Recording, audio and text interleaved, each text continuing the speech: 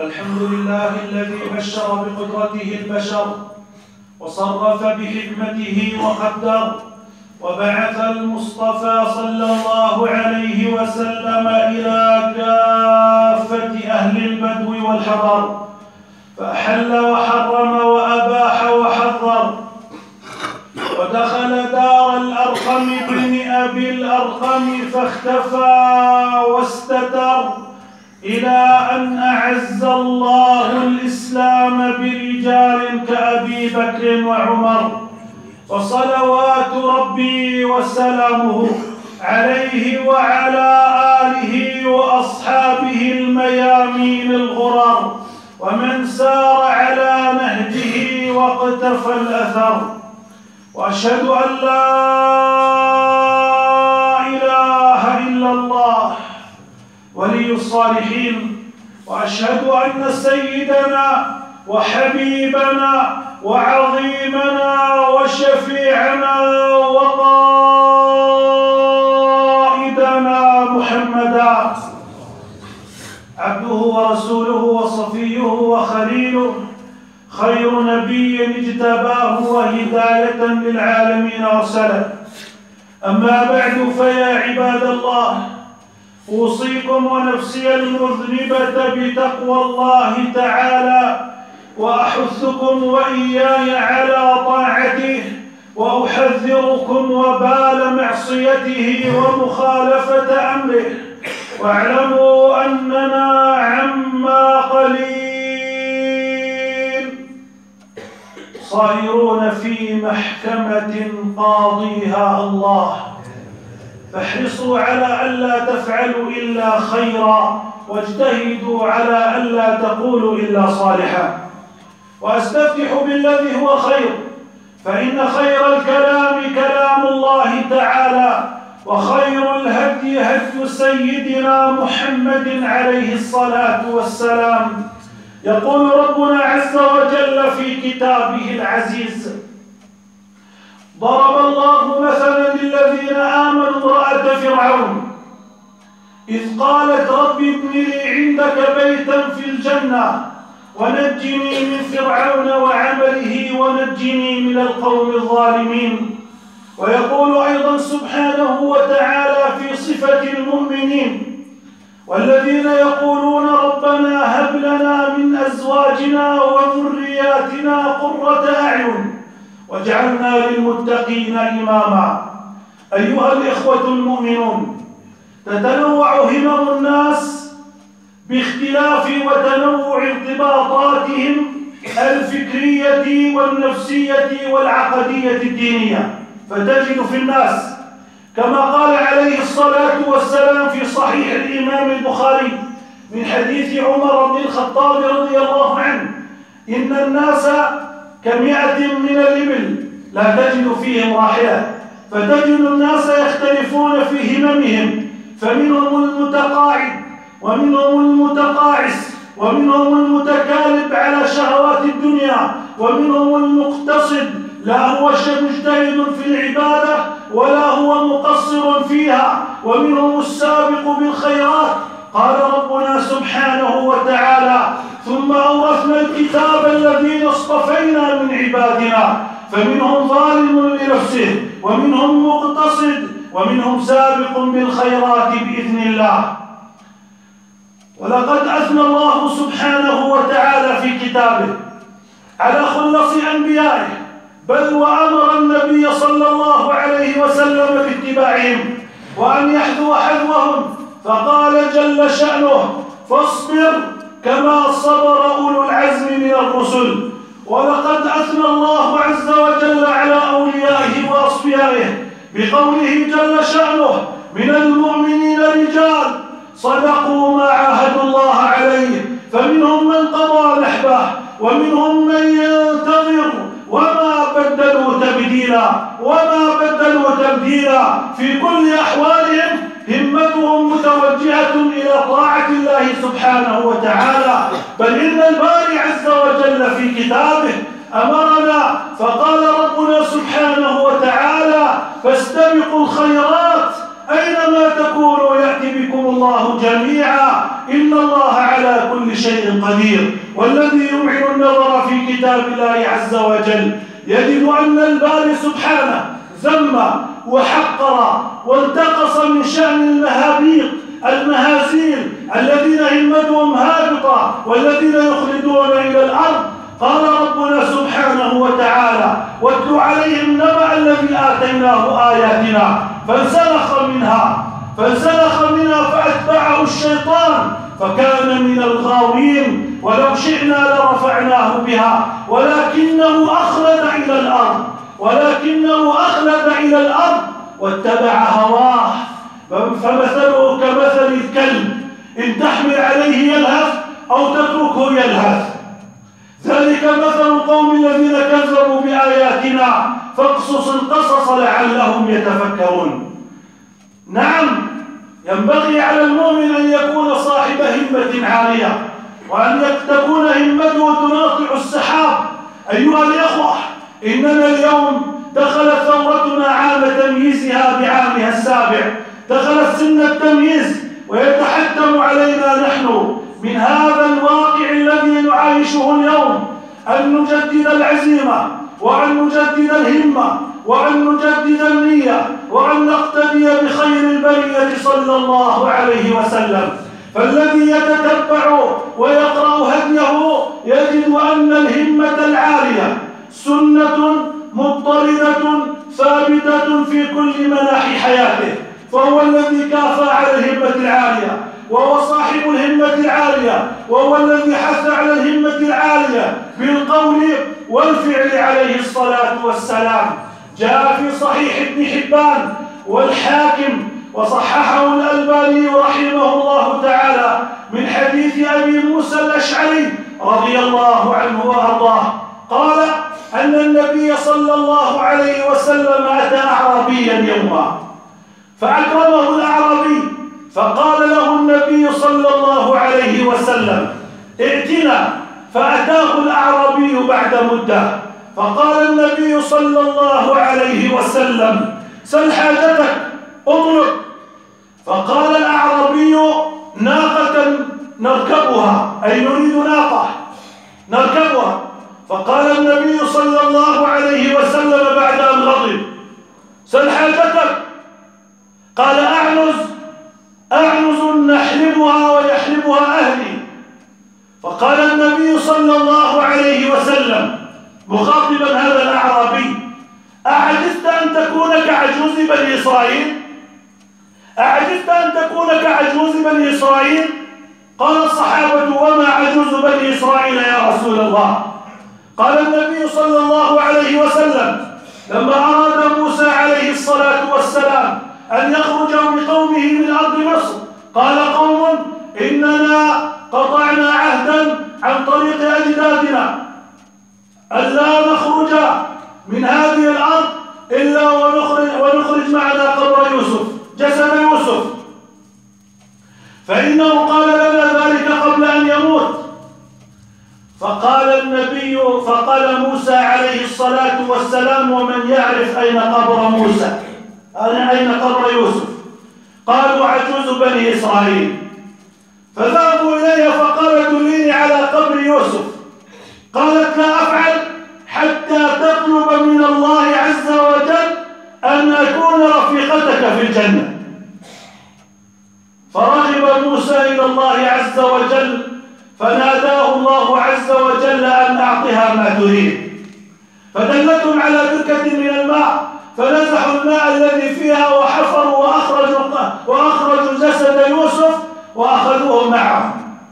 شتان بين من يطلب أعنز يحلبها وناقة يركبها وبين من تطلب أن تكون رفيقة موسى في الجنة. يا ترى أيها الأخ المسلم، أيتها الأخت المسلمة، لو أنه تسنى لك أن تطلب طلبا في حياتك، هل كنت ستطلب سيارة أم عمارة؟ أم كنت ستطلب شيئا من متاع الدنيا سرعان ما سيزول؟ أو بلحظة إذا سألتك اليوم ماذا تطلب أنت في حياتك، يا من نهزت 40 و50، يا من نهزت 60 و70، يا من بدأت بسن الشيخوخة، يا من كبرت في سنك، ماذا تطلب أنت اليوم في حياتك؟ أو ماذا قدمت أنت اليوم لدين الله سبحانه وتعالى؟ نحن اليوم نريد رجالا هممهم عالية من أجل أن تكون المطالب التي نطلبها اليوم متحققة. فإن عمر بن الخطاب قال: ليس أقعد من رجل من صغر وقصر همته. نعم أيها الإخوة، هذا حال الربانيين من الخلق، هذا حال الربانيين من الناس. ينبغي اليوم أن نجدد العزيمة وأن نستمع إلى أصوات أقدام الصحابة يوم أن جاءوا إلى هذه البلاد المباركة، إلى صوت قدم خالد وصوت قدم أبي عبيدة وصوت قدم عبد الرحمن وغيرهم من الصحابة الكرام الذين دكوا عروش الجبابرة يومئذ وفتحوا البلاد وكانوا على قدر المسؤولية التي أنيطت بأعناق المسلمين يومئذ. نعم أيها الإخوة الأفاضل، ينبغي أن نتعلم من حال الربانيين، أن نأخذ من حالهم وأن نقتدي بهم، وأنك ينبغي أن تعالج مرض ضعف همتك، فهذا داء عضال وجد عند الكثيرين من الناس. بعض الناس أيها الإخوة همهم أن يأكل وأن يشرب وأن ينام، واعذروني هذا يفعله باقي الخلق من غير بني الإنسان، لكن الإنسان وخاصة الإنسان المؤمن همه يصحى وينام، يصحو وينام على هم عظيم جليل، وهو كيف أستطيع أن أقدم أنا لدين الله عز وجل. كلنا مجاهدون بالمال والنفس والكلمة، والجهاد هو مقارعة العدو باللسان والمال والجسد، وهذا مطلوب من كل المسلمين حتى من الإناث، حتى من الإناث. اليوم ينبغي أن نجدد النية والعزيمة، وأن ترتفع الهمة عالية، وأن نتعلم من الربانيين من الناس. وإذا كنت قد أصبت بهذا الداء العضال فتعال معي أخذك إلى مشفى التاريخ الدولي، فهناك أخصائيون في هذه الأمراض التي قل أن يعرفها كثير من الناس.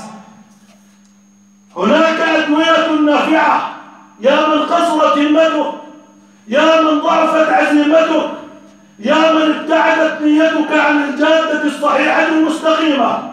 أول هذه الأدوية أن ننظر في القرآن، أن ننظر في كتاب الله عز وجل. زوجة فرعون نادت بنداء عظيم، قالت: رب ابن لي عندك. لم تقل في الجنة فقط. قال بعض علماء التفسير أن المقصود من هذا الكلام أن طلب المكانة والمنزلة كان عندها أولى من طلب الجنة. وهذا فيه أثر جاء عند أبي نعيم في الحلية من حديث أبي هريرة أن النبي صلى الله عليه وسلم قال: إذا سألتم الله فاسألوه الفردوس الأعلى. إذا سألتم الله فاسألوه الفردوس الأعلى. وذكر في صفة عباد الرحمن والذين يقولون: ربنا هب لنا من أزواجنا وذرياتنا قرة أعين واجعلنا للمتقين إماما. لم يقل واجعلني من المتقين، قال واجعلني للمتقين إماما.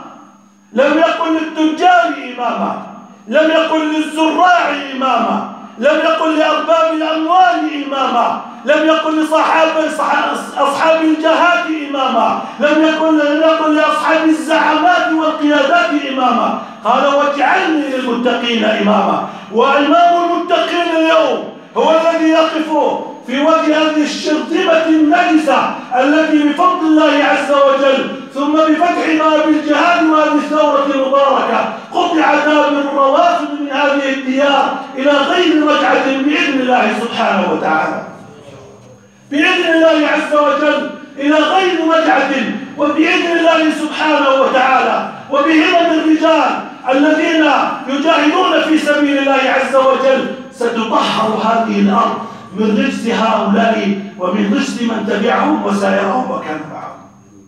نحن بحاجة أن نفقه هذا أيها الإخوة. ربيعة بن كعب الأسلمي صحابي خدم النبي سنين طوال، والحديث في صحيح الإمام مسلم.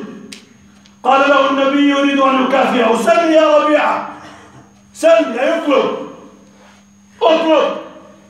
فقال ربيعة: انظرني، وهذه الرواية عند الإمام أحمد، انظرني أنظر في أمري حتى أعرف ماذا أسأل. فذهب ثم رجع فقال: يا رسول الله، أسألك مرافقتك في الجنة. قال: أو غير ذاك، أو غير ذاك، ألا تريد شيئا من الغنم، من البقر، من المال، من السلطة، من الجاه، من حب الاستئثار؟ قال: هو ذاك يا رسول الله. قال: إذن أعني على نفسك بكثرة السجود. هذا دواء، أن تنظر في القرآن وأن تنظر في السنة. الدواء الثاني وهو دواء مهم للغاية، أن تقرأ حياة الربانيين من الناس. اقرأ في حياة السلف، اقرأ صفحات من صبر العلماء، اقرأ حياة الصحابة لكان نهلوي، اقرأ صور من حياة الصحابة لعبد الرحمن رفت باشا، اقرأ لحياة السلف الصالح، ستجد ما يذهل عقلك. عمر كان قد أسلم قبله 50 من الرجال، 50، لكن عمر بهمته العالية الراقية السامية نافس الصحابة جميعا، نافس كل الصحابة، طلحة والزبير وسعد وسعيد وغيرهم، حتى نافس عثمان ونافس علي وتغلب وسبقه، فكان هو ثاني أعلى رتبة في الإسلام بعد أبي بكر، بل حاول أن ينافس أبا بكر. والحديث عند الإمام أحمد وعند أبي داود وسنده صحيح، لما قال النبي صلى الله عليه وسلم: أن أنفقوا، فقال عمر: اليوم أسبق أبا بكر إن سبقته بالمجيء سأسبقه بالنفق. فعلا سبقه بالمجيء وأراد أن يسبقه بالنفقة، وضع نصف ماله. أيها المؤمنون، أيها المسلمون، نصف ماله. لم يكن عمر ذاك الرجل الذي عنده المعامل والمتاجر يوم أن وضع نصف ماله. قال له النبي: كم تركت لأهلك؟ قال: نصف ماله. فلما جاء الصديق وضع ماله كله. قال: كم تركت لأهلك؟ قال: تركت لهم الله ورسوله. فقال عمر: ما سبقته إلى أمر إلا سبقه. يا ليتني شعر في صدر أبي بكر، يا ليتني شعر في صدر أبي بكر رضي الله عنه، بل إن الصغار فعلوها. عمير بن أبي وقاص كان عمره 14 عاما في بدر، وكان يختبئ من النبي عليه الصلاة والسلام، تارة وراء هذا وتارة وراء هذا. فقال له أخوه سعد: لماذا تختبئ؟ قال: أخاف أن يستصغرني رسول الله صلى الله عليه وسلم فيردني عن الجهاد. فلما رآه النبي استصغره، قال: ارجع أنت صغير. فجعل يبكي حتى أجازه النبي. يقول سعد: والله لقد ربطت له حبائل سيفه لأنها كانت تجر على الأرض من صغر سنه، من صغر سنه. هكذا كان حال السلف الصالح، هكذا كان حال الربانيين من الناس. محمد الفاتح كان عمره نحو من 8 أعوام يوم أوقفه أبوه على شاطئ البحر. قال: أترى تلك المدينة؟ قال: أراها. قال: هذه القسطنطينية سيغزوها جيش، نعم الجيش ونعم الفاتح، أنت فاتحها يا ولدي، أنت فاتحها.